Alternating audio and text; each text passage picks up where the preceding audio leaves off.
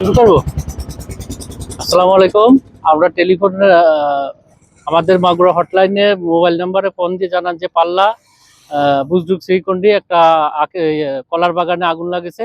আমরা দ্রুত ঘটনাস্থলে আসি, এসে দেখি যে এখানে চতুর্দিকে আগুন ছড়ায় পড়ছে।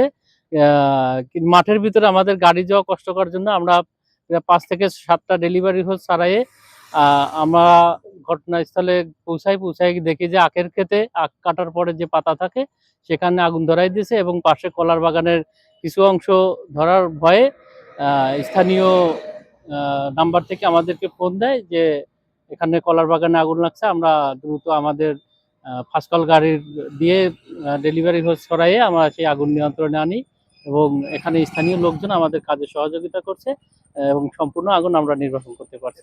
আনুমানিক কখন ঘটেছে ঘটনাটি? ঘটনাটা 7টা 10-12 মিনিটের সময় আমাদেরকে জানানো হয়েছে।